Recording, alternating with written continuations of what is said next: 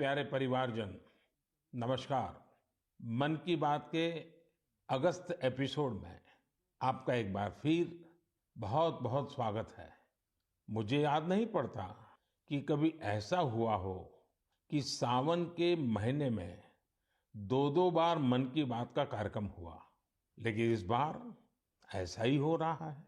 सावन यानी महाशिव का महीना, उत्सव और उल्लास का महीना। चंद्रयान की सफलता ने उत्सव के इस माहौल को कई गुना बढ़ा दिया है। चंद्रयान को चंद्रमा पर पहुंचे 3 दिन से ज्यादा का समय हो रहा है। ये सफलता इतनी बड़ी है कि इसकी जितनी चर्चा की जाए वो कम है। जब आज आपसे बात कर रहा हूं तो एक पुरानी मेरी कविता की कुछ पंक्तियां याद आ रही हैं।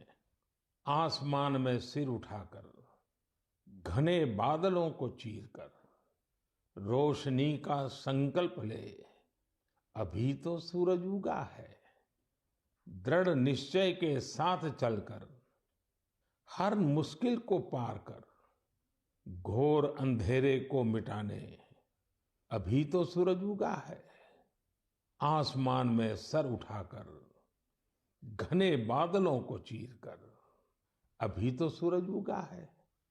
मेरे परिवारजन, 23 अगस्त को भारत ने और भारत के चंद्रयान ने ये साबित कर दिया है कि संकल्प के कुछ सूरज चांद पर भी उगते हैं।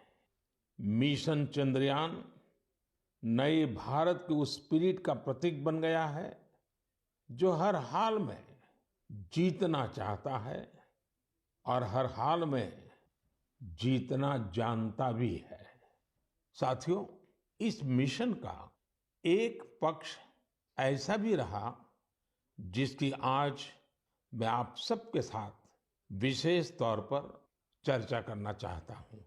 आपको याद होगा, इस बार मैंने लाल किले से कहा है कि हमें विमेन लेड डेवलपमेंट को राष्ट्रीय चरित्र के रूप में सशक्त करना है। जहां महिला शक्ति का सामर्थ्य जुड़ जाता है, वहां असंभव को भी संभव बनाया जा सकता है। भारत का मिशन चंद्रयान नारी शक्ति का भी जीवंत उदाहरण है। इस पूरे मिशन में अनेकों विमेन साइंटिस्ट और इंजीनियर्स सीधे तौर पर जुड़ी रही हैं। इन्होंने अलग अलग सिस्टम्स के प्रोजेक्ट डायरेक्टर, प्रोजेक्ट मैनेजर, ऐसी कई अहम जिम्मेदारियां संभाली हैं। भारत की बेटियां अब अनंत समझे जाने वाले अंतरिक्ष को भी चुनौती दे रही हैं। किसी देश की बेटियां जब इतनी आकांक्षी हो जाए तो उसे, उस देश को विकसित बनने से भला कौन रोक सकता है। साथियों, हमने इतनी ऊंची उड़ान इसलिए पूरी की है क्योंकि आज हमारे सपने भी बड़े हैं और हमारे प्रयास भी बड़े हैं। चंद्रयान-3 की सफलता में हमारे वैज्ञानिकों के साथ ही दूसरे सेक्टर्स की भी अहम भूमिका रही है। तमाम पार्ट्स और तकनीकी जरूरतों को पूरा करने में कितने ही देशवासियों ने योगदान दिया है। जब सबका प्रयास लगा तो सफलता भी मिली।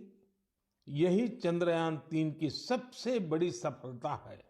मैं कामना करता हूं कि आगे भी हमारा स्पेस सेक्टर सबका प्रयास से ऐसी ही अनगिनत सफलताएं हासिल करेगा। मेरे परिवारजनों, सितंबर का महीना भारत के सामर्थ्य का साक्षी बनने जा रहा है। अगले महीने होने जा रही G20 लीडर समिट के लिए भारत पूरी तरह से तैयार है। इस आयोजन में भाग लेने के लिए 40 देशों के राष्ट्राध्यक्ष और अनेक ग्लोबल ऑर्गेनाइजेशंस राजधानी दिल्ली आ रहे हैं। G20 समिट के इतिहास में ये अब तक की सबसे बड़ी भागीदारी होगी। अपनी प्रेसिडेंसी के दौरान भारत ने G20 को और ज्यादा इंक्लूसिव फोरम बनाया है। भारत के निमंत्रण पर ही अफ्रीकन यूनियन भी G20 से जुड़ी और अफ्रीका के लोगों की आवाज दुनिया के इस अहम प्लेटफॉर्म तक पहुंची। साथियों, पिछले साल बाली में भारत को G20 की अध्यक्षता मिलने के बाद से अब तक इतना कुछ हुआ है जो हमें गर्व से भर देता है। दिल्ली में बड़े बड़े कार्यक्रमों की परंपरा से हटकर हम इसे देश के अलग अलग शहरों में ले गए। देश के 60 शहरों में इससे जुड़ी करीब करीब 200 बैठकों का आयोजन किया गया। G20 डेलीगेट्स जहां भी गए वहां लोगों ने गर्मजोशी से उनका स्वागत किया। ये डेलीगेट्स हमारे देश की डाइवर्सिटी देखकर, हमारी वाइब्रेंट डेमोक्रेसी देखकर बहुत ही प्रभावित हुए। उन्हें ये भी एहसास हुआ कि भारत में कितनी सारी संभावनाएं हैं। साथियों, G20 की हमारी प्रेसिडेंसी पीपल्स प्रेसिडेंसी है, जिसमें जन भागीदारी की भावना सबसे आगे है। G20 के जो 11 एंगेजमेंट ग्रुप्स थे, उनमें एकेडेमिया, सिविल सोसाइटी, युवा, महिलाएं, हमारे सांसद, एंटरप्रेन्योर्स और अर्बन एडमिनिस्ट्रेशन से जुड़े लोगों ने अहम भूमिका निभाई। इसे लेकर देश भर में जो आयोजन हो रहे हैं, उनसे किसी न किसी रूप से 1.5 करोड़ से अधिक लोग जुड़े हैं। जन भागीदारी की हमारी इस कोशिश में एक ही नहीं बल्कि दो विश्व रिकॉर्ड भी बन गए हैं। वाराणसी में हुई G20 क्विज में 800 स्कूलों के 1.25 लाख स्टूडेंट्स की भागीदारी एक नया विश्व रिकॉर्ड बन गया। वहीं लंबानी कारीगरों ने भी कमाल कर दिया। 450 कारीगरों ने करीब 1800 यूनिक पैचेज का आश्चर्यजनक कलेक्शन बनाकर अपने हुनर और क्राफ्ट्समैनशिप का परिचय दिया है। G20 में आए हर प्रतिनिधि हमारे देश की आर्टिस्टिक डाइवर्सिटी को देखकर भी बहुत हैरान हुए। ऐसा ही एक शानदार कार्यक्रम सूरत में आयोजित किया गया। वहां हुए साड़ी वॉकाथॉन में 15 राज्यों की 15,000 महिलाओं ने हिस्सा लिया। इस कार्यक्रम से सूरत की टेक्सटाइल इंडस्ट्री को तो बढ़ावा मिला ही, वोकल फॉर लोकल को भी बल मिला और लोकल के लिए ग्लोबल होने का रास्ता भी बना। श्रीनगर में G20 की बैठक के बाद कश्मीर के पर्यटकों की संख्या में भारी बढ़ोतरी देखी जा रही है। मैं सभी देशवासियों को कहूंगा कि आइए मिलकर G20 के सम्मेलन को सफल बनाएं, देश का मान बढ़ाएं। मेरे परिवारजनों, मन की बात के एपिसोड में हम अपनी युवा पीढ़ी के सामर्थ्य की चर्चा अक्सर करते रहते हैं। आज खेलकूद एक ऐसा क्षेत्र है जहां हमारे युवा निरंतर नई सफलताएं हासिल कर रहे हैं। मैं आज मन की बात में एक ऐसे टूर्नामेंट की बात करूंगा जहां हाल ही में हमारे खिलाड़ियों ने देश का परचम लहराया है। कुछ ही दिनों पहले चीन में वर्ल्ड यूनिवर्सिटी गेम्स हुए थे। इन खेलों में इस बार भारत की बेस्ट एवर परफॉर्मेंस रही है। हमारे खिलाड़ियों ने कुल 26 पदक जीते, जिनमें से 11 गोल्ड मेडल थे। आपको ये जानकर अच्छा लगेगा कि 1959 से लेकर अब तक जितने वर्ल्ड यूनिवर्सिटी गेम्स हुए हैं, उनमें जीते सभी मेडल्स को जोड़ दें तो भी ये संख्या 18 तक ही पहुंचती है। इतने दशकों में सिर्फ 18, जबकि इस बार हमारे खिलाड़ियों ने 26 मेडल जीत लिए। इसलिए वर्ल्ड यूनिवर्सिटी गेम्स में मेडल जीतने वाले कुछ युवा खिलाड़ी, विद्यार्थी इस समय फोन लाइन पर मेरे साथ जुड़े हुए हैं। मैं सबसे पहले इनके बारे में आपको बता दूं। यूपी की रहने वाली प्रगति ने आर्चरी में मेडल जीता है। असम के रहने वाले अमलान ने एथलेटिक्स में मेडल जीता है। यूपी की रहने वाली प्रियंका ने रेस वॉक में मेडल जीता है। महाराष्ट्र के रहने वाली अभिदन्या ने शूटिंग में मेडल जीता है। मेरे प्यारे युवा खिलाड़ियों, नमस्कार। नमस्ते सर। मुझे आपसे बात करके बहुत अच्छा लग रहा है।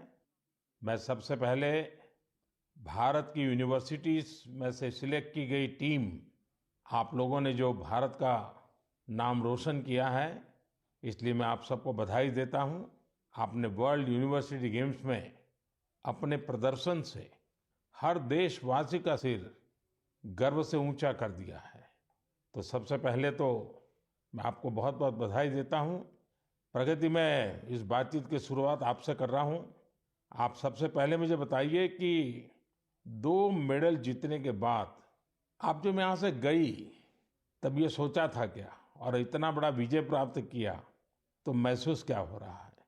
तो बहुत प्राउड फील कर रही थी मैं। मुझे इतना अच्छा लग रहा था कि मैं अपने देश का झंडा इतना ऊंचा लहरा के आई हूँ कि एक बार तो ठीक है गोल्ड फाइट में पहुंचे थे, उसको लूज किया था तो रिग्रेट हो रहा था, पर दूसरी बार यही था दिमाग में कि अब कुछ हो जाए, ये इसको नीचे नहीं जाने देना है, इसको हर हाल में सबसे ऊंचा लहरा के ही आना है।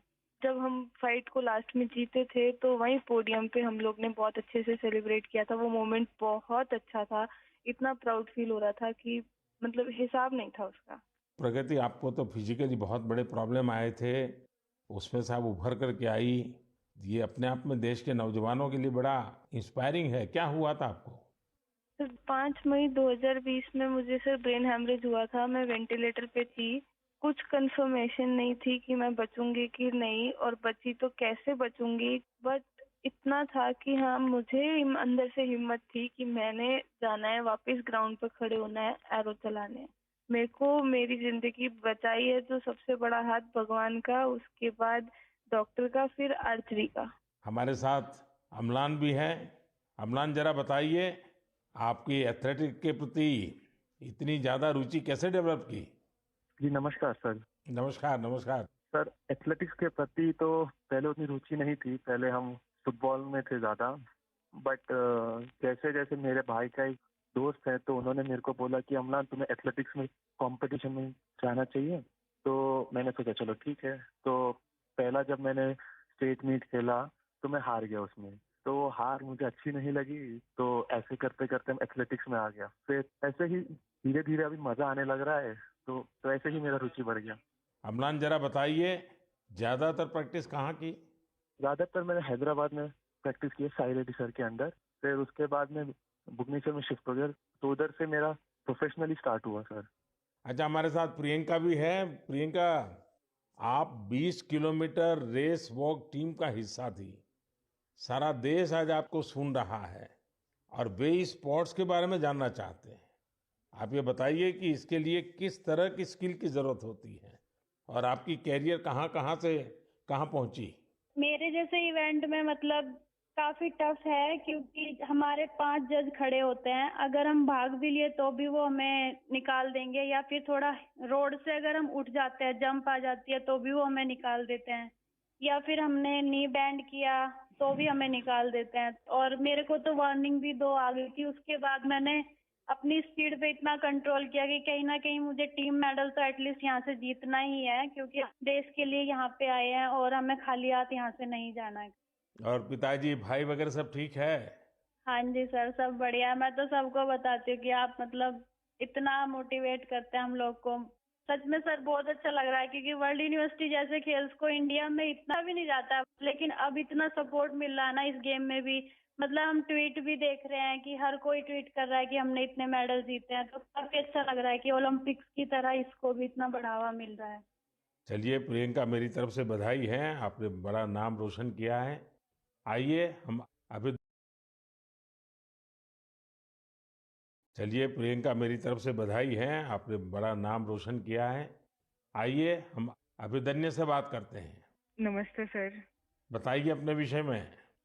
सर मैं प्रॉपर कोल्हापुर महाराष्ट्र से हूँ। मैं शूटिंग में 25 मीटर स्पोर्ट्स पिस्टल और 10 मीटर एयर पिस्टल दोनों इवेंट करती हूँ।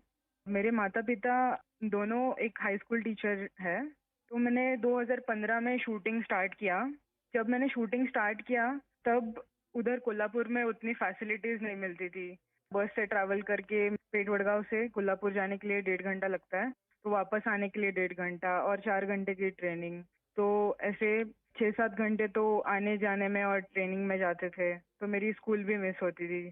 तो फिर मम्मी पापा ने बोला कि बेटा एक काम करो, हम आपको सैटरडे संडे को लेके जाएंगे शूटिंग रेंज के लिए और बाकी टाइम आप दूसरे गेम्स करो। तो मैं बहुत सारे गेम्स करती थी बचपन में, क्योंकि मेरे मम्मी पापा को दोनों को खेल में काफी रुचि थी, लेकिन वो कुछ कर नहीं पाए, फाइनेंशियल सपोर्ट उतना नहीं था और उतनी जानकारी भी नहीं थी। इसलिए मेरी माताजी का बड़ा सपना था कि देश को रिप्रेजेंट करना चाहिए और फिर देश के लिए मेडल भी जीतना चाहिए। तो मैं उनकी ड्रीम कंप्लीट करने के लिए बचपन से काफी खेलकूद में रुचि लेती थी और फिर मैंने ताइक्वांडो भी किया है, उसमें भी ब्लैक बेल्ट हूँ और बॉक्सिंग, जूडो और फेंसिंग और डिस्कस थ्रो, ऐसे बहुत सारे गेम करके फिर मैं 2015 में शूटिंग में आ गई। फिर 2-3 साल मैंने बहुत स्ट्रगल किया और फर्स्ट टाइम मेरा यूनिवर्सिटी चैंपियनशिप के लिए मलेशिया सिलेक्शन हो गया और उसमें मेरा ब्रॉन्ज मेडल आया। तो उधर से एक्चुअली मुझे पुश मिला। फिर मेरे स्कूल ने मेरे लिए एक शूटिंग रेंज बनवाई, फिर मैं उधर ट्रेनिंग करती थी और फिर उन्होंने मुझे पुणे भेज दिया ट्रेनिंग करने के लिए। तो यहाँ पे गगन नारंग स्पोर्ट्स फाउंडेशन है, गन फॉर ग्लोरी, तो मैं उसी के अंडर ट्रेनिंग कर रही हूँ अभी। गगन सर ने मुझे काफी सपोर्ट किया और मेरे गेम के लिए बढ़ावा दिया। अच्छा, आप चारों में से कुछ कहना चाहते हो तो मैं सुनना चाहूंगा। प्रगति हो, अम्लान हो, प्रियंका हो, अभिदन्या हो, आप सब मेरे साथ जुड़े हुए हैं तो कुछ कहना चाहते हैं तो मैं जरूर सुनूंगा। सर मेरा एक सवाल है सर, जी।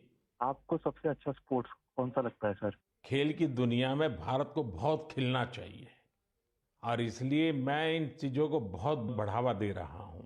लेकिन हॉकी, फुटबॉल, कबड्डी, खो खो, ये हमारी धरती से जुड़े हुए खेल हैं। इसमें तो हमने कभी पीछे नहीं रहना चाहिए।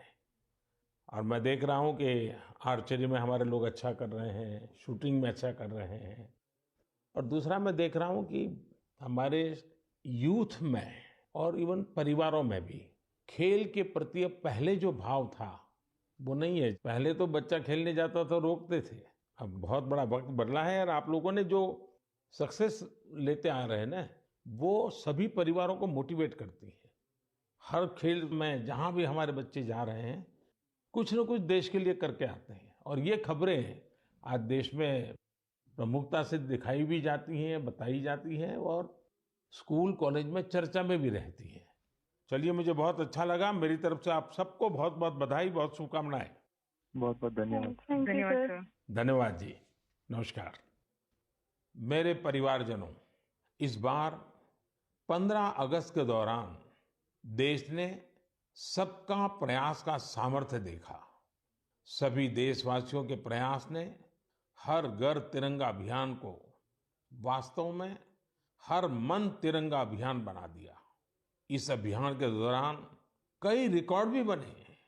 देशवासियों ने करोड़ों की संख्या में तिरंगे खरीदे। 1.5 लाख पोस्ट ऑफिसेस के जरिए करीब 1.5 करोड़ तिरंगे बेचे गए। इससे हमारे कामगारों की, बुनकरों की और खासकर महिलाओं की सैकड़ों करोड़ रुपए का आय भी हुई है। तिरंगे के साथ सेल्फी पोस्ट करने में भी इस बार देशवासियों ने नया रिकॉर्ड बना दिया। पिछले साल 15 अगस्त तक करीब 5 करोड़ देशवासियों ने तिरंगे के साथ सेल्फी पोस्ट की थी। इस साल ये संख्या 10 करोड़ को भी पार कर गई। साथियों, इस समय देश में मेरी मेरी माटी मेरा देश भावना को उजागर करने वाला अभियान जोरों पर है। सितंबर के महीने में देश के गांव-गांव में हर घर से मिट्टी जमा करने का अभियान चलेगा। देश की पवित्र मिट्टी हजारों अमृत कलश में जमा की जाएगी। अक्टूबर के अंत में हजारों अमृत कलश यात्रा के साथ देश की राजधानी दिल्ली पहुंचेंगे। इस मिट्टी से ही दिल्ली में अमृत वाटिका का निर्माण होगा। मुझे विश्वास है हर देशवासी का प्रयास इस अभियान को भी सफल रहेगा। मेरे परिवारजनों, इस बार मुझे कई पत्र संस्कृत भाषा में मिले हैं। इसकी वजह ये है कि सावन मास की पूर्णिमा इस तिथि को विश्व संस्कृत दिवस मनाया जाता है। सर्वेभ्यः विश्व संस्कृत दिवसस्य हार्दिक शुभकामनाः। आप सभी को विश्व संस्कृत दिवस की बहुत बहुत बधाई। हम सब जानते हैं कि संस्कृत दुनिया की सबसे प्राचीन भाषाओं में से एक है। इसे कई आधुनिक भाषाओं की जननी भी कहा जाता है। संस्कृत अपनी प्राचीनता के साथ साथ अपनी वैज्ञानिकता के लिए भी जानी जाती है। भारत का कितना ही प्राचीन ज्ञान हजारों वर्षों तक संस्कृत भाषा में ही संरक्षित किया गया है। योग, आयुर्वेद और फिलॉसफी जैसे विषयों पर रिसर्च करने वाले लोग अब ज्यादा से ज्यादा। आपने एक बात जरूर अनुभव की होगी, जड़ों से जुड़ने की, हमारी संस्कृति से जुड़ने की, हमारी परंपरा का बहुत बड़ा सशक्त माध्यम होती है हमारी मातृभाषा। जब हम अपनी मातृभाषा से जुड़ते हैं तो हम सहज रूप से अपनी संस्कृति से जुड़ जाते हैं, अपने संस्कारों से जुड़ जाते हैं, अपनी परंपरा से जुड़ जाते हैं, अपने चीर पुरातन भव्य वैभव से जुड़ जाते हैं। ऐसे ही भारत की एक और मातृभाषा है, गौरवशाली तेलुगु भाषा। 29 अगस्त तेलुगु दिवस मनाया जाएगा। अंदरिकी तेलुगु भाषा दिनोत्सव शुभाकांक्षलु। आप सभी को तेलुगु दिवस की बहुत बहुत बधाई। तेलुगु भाषा के साहित्य और विरासत में भारतीय संस्कृति के कई अनमोल रत्न छिपे हैं। तेलुगु की इस विरासत का लाभ पूरे देश को मिले, इसके लिए कई प्रयास भी किए जा रहे हैं। मेरे परिवारजनों, मन की बात के कई एपिसोड्स में हमने टूरिज्म पर बात की है। चीजों या स्थानों को साक्षात खुद देखना, समझना और कुछ पल उनको जीना एक अलग ही अनुभव देता है।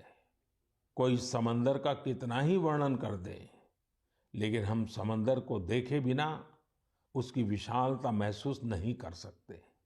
कोई हिमालय का कितना ही बखान कर दे, लेकिन हम हिमालय को देखे बिना उसकी सुंदरता का आकलन नहीं कर सकते।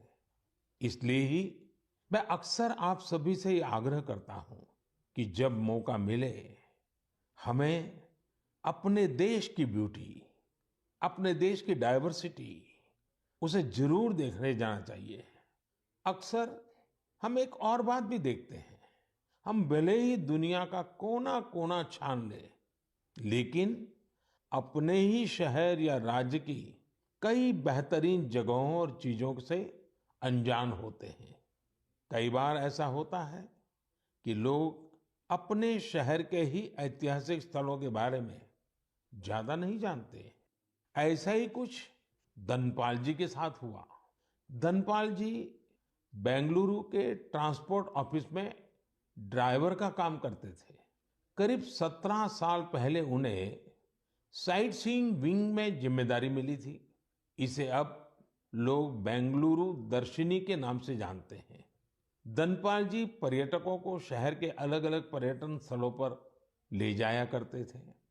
ऐसी ही एक ट्रिप पर किसी टूरिस्ट ने उनसे पूछ लिया, बेंगलुरु में टैंक को सेंकी टैंक क्यों कहा जाता है?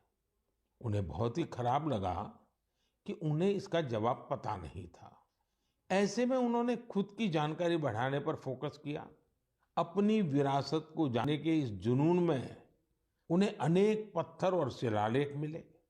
इस काम में धनपाल जी का मन ऐसा रमा कि उन्होंने एपिग्राफी यानी शिलालेखों से जुड़े विषय में डिप्लोमा भी कर लिया।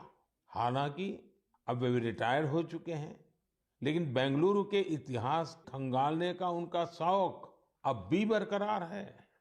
साथियों, मुझे ब्रायन डी खारप्रन के बारे में बताते हुए बेहद खुशी हो रही है। ये मेघालय के रहने वाले हैं और उनकी स्पेलियोलॉजी में गजब की दिलचस्पी है। सरल भाषा में कहा जाए तो इसका मतलब है गुफाओं का अध्ययन। वर्षों पहले उनमें यह इंटरेस्ट तब जगा जब उन्होंने कई स्टोरी बुक्स पढ़ी।